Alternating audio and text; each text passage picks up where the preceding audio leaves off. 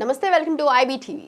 ఇక డీటెయిల్ చూస్తే సూపర్ 6 అమలు చేయకపోతే కాలర్ పట్టుకోమని లోకేష్ వ్యాఖ్యలపై మాజీ ఎమ్మెల్యే వైఎస్ఆర్సీపీ యువజన విభాగం అధ్యక్షుడు జకంపూడి రాజా తీవ్రంగా స్పందించారు.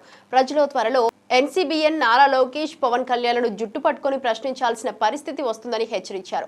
ఒక్క పిలుపుతోనే యువత స్వచ్ఛందంగా ముందుకు వచ్చి ప్రభుత్వాన్ని నిలదీశారన్నారు.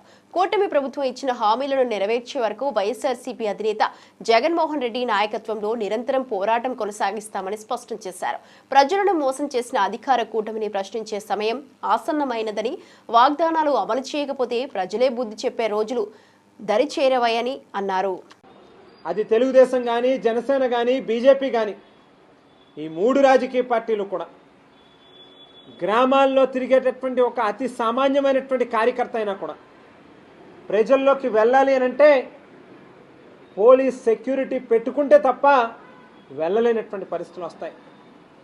లోకేష్ గారు ఎన్నికలకు ముందు యువగలం అనేటువంటి పాదయాత్రతో యువతకి అనేక రకాల హామీలు ఇచ్చాడు. ఆయన యువతని ఏదో రకంగా వారి వైపు తిప్పుకోవడం కోసమని చెప్పి, వారి వైపు ఆకర్షించుకోవడం కోసమని చెప్పి ఆ కార్యక్రమానికి పెట్టినటువంటి పేరు దగ్గర నుంచి మొదలుపెట్టి సుదీర్ఘంగా జరిగినటువంటి ఆయన పాదయాత్ర మొత్తం కూడా అనేక వాగ్దానాలు ఇచ్చారు యువతకి సంబంధించి.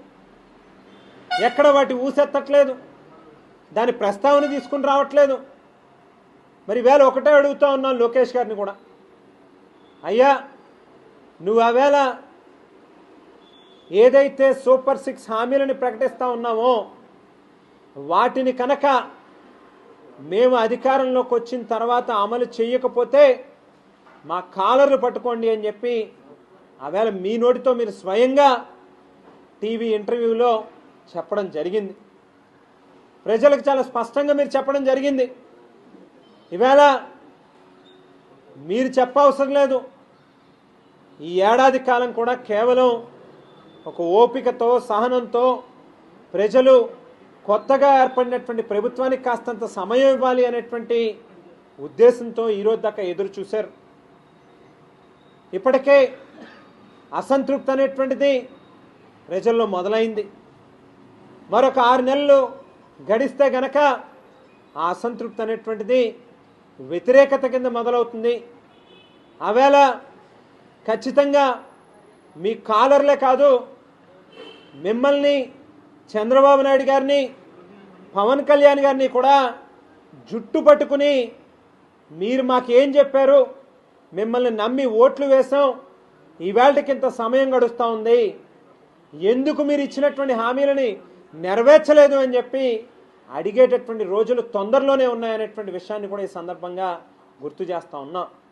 మేము ఏ కార్యక్రమం పేరు చెప్పి ప్రజల్లోకి వెళ్ళినా కూడా ప్రజలు పశ్చాత్తాపంతో తప్పు చేసాం, పొరపాటు చేసాం, జగన్మోహన్ రెడ్డి గారి హయాంలో ఏ పథకాలైతే మాకు అందినవో ఆ పథకాలకే పేర్లు మార్చి ఈ చంద్రబాబు నాయుడు గారు దానిని 4 ఇస్తాం, 10 ఇస్తామని చెప్తే ఏమో బహుశా అనుభవం కలిగినటువంటి వ్యక్తి, 3 సార్లు ముఖ్యమంత్రిగా పనిచేసినటువంటి వ్యక్తి చేస్తాడేమో, జగన్మోహన్ రెడ్డి గారు చేస్తూ ఉన్నప్పుడు ఆయన కూడా చేస్తాడేమో అని చెప్పి నమ్మి ఓట్లు వేశాం.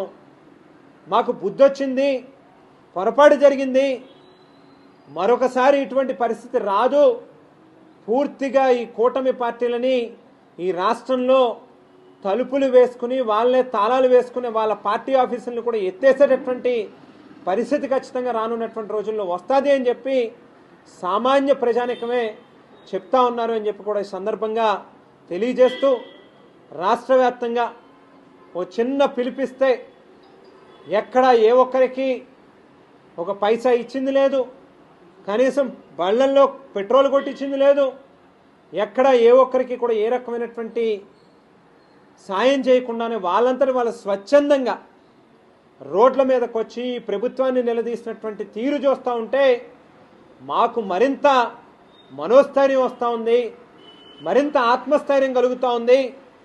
ఖచ్చితంగా రానున్నటువంటి రోజుల్లో ఈ ప్రభుత్వం మీద వైఎస్ఆర్ కాంగ్రెస్ పార్టీ యువజన విభాగం ఆధ్వర్యంలో